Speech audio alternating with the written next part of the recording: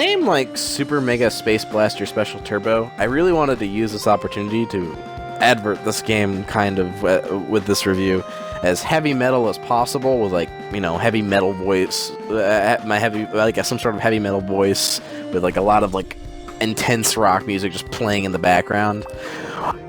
But the thing is I suck at editing all that stuff together, and I don't really have a heavy metal voice. So you'll have to settle for whatever my natural voice is, whatever you would call this.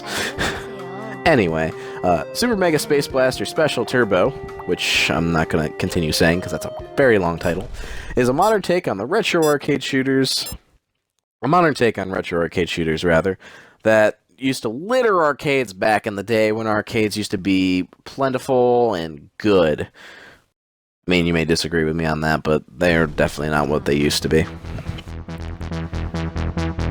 It's got enough story in it to just set up the gameplay itself. It's like 2051, the Earth's basically near destroyed, aliens are invading, you get the idea.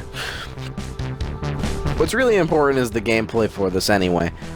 The game itself contains 5 different game modes with 2 Turbo Edition modes. I couldn't figure out the Turbo Edition modes, and there was only 3 of the gameplay modes I could play because those are the only single-player modes, which are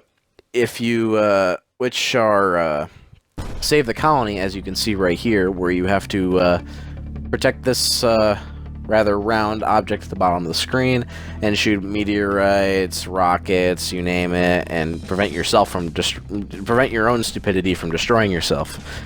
There's also another survival mode, which keeps you kind of constantly going at a minimum speed, draining ammo, collecting power to stay alive as long as possible. And then there's Save the Colony, which involves you rescuing people in spacesuits, floating in space to get them to a warp drive to safety. There's another 2 game modes that are strictly 2-player, which is a one-shot mode, which is a 2-player dogfight with very limited ammo, with each of the 2 ships starting with only 1 shot, and a To the Death mode, which I imagine is a competitive take off Save the Mothership, where each player has their own mothership and has to destroy the others.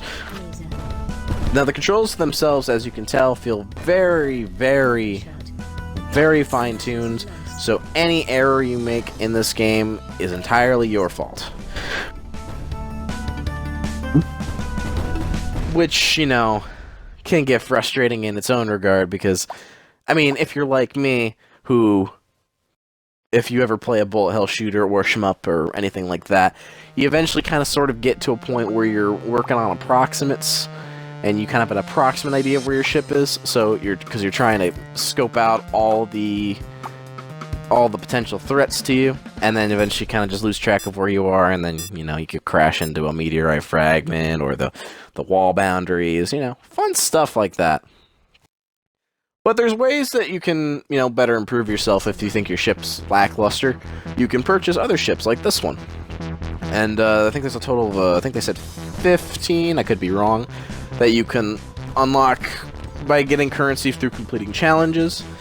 So you can offer a little bit of a slightly different bit of strategies, such as with this ship, for example. I think it's the Cherub, or no, the Lunabi, excuse me. It has a rotating turret, so using the right stick while you're turning with the left stick, you can turn this into more of a twin-stick shooter. My only issue with it is, I mean, I'm used to more like Geometry Wars myself, and that one doesn't require me to keep steering myself, so it kind of annoyed me in that regard, and it doesn't feel like true twin-stick shootery to me, but that's, again, just me.